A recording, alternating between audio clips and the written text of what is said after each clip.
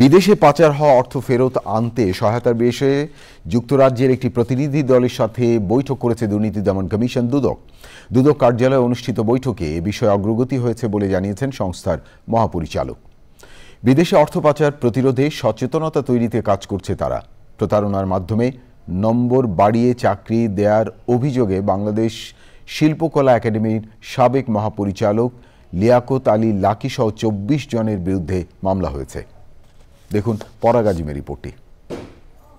২০১১ সাল থেকে এক যুগেরও বেশি সময় বাংলাদেশ শিল্পকলা একাডেমির মহাপরিচালক ছিলেন লিয়াকত আলী লাকি। গণ অভ্যুত্থানের পর গত ১২ই আগস্ট পদত্যাগে বাধ্য হন তিনি।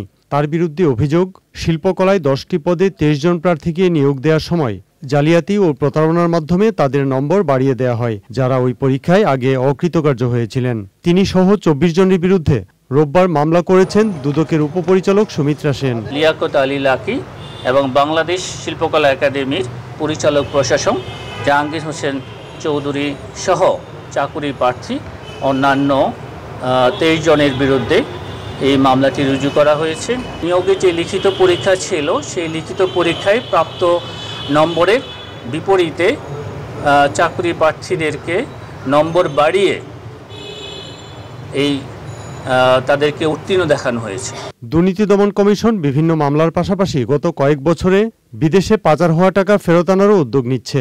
এরই অংশ হিসেবে বিভিন্ন আন্তর্জাতিক সংস্থার সাথে বৈঠক করছে তারা।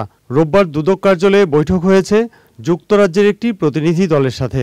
আমরা মানি লন্ডারিং অনুসন্ধান তদন্তকে অত্যধিক গুরুত্ব দিয়ে আমাদের কার্যক্রমগুলোকে এগিয়ে নিয়ে যাচ্ছি এবং মানি লন্ডারিংয়ের ক্ষেত্রে অনুসন্ধান ও তদন্তের ক্ষেত্রে যে প্রতিবন্ধকতাগুলো রয়েছে সেই বিষয়গুলো আমরা দাতা সংস্থা থেকে বা আমাদের যারা বিভিন্ন সংস্থায় ইউকে ডেলিগেশন তাদের কাছেও ওই জিনিসগুলো তুলে ধরা হয়েছে বলে আমি জেনেছি।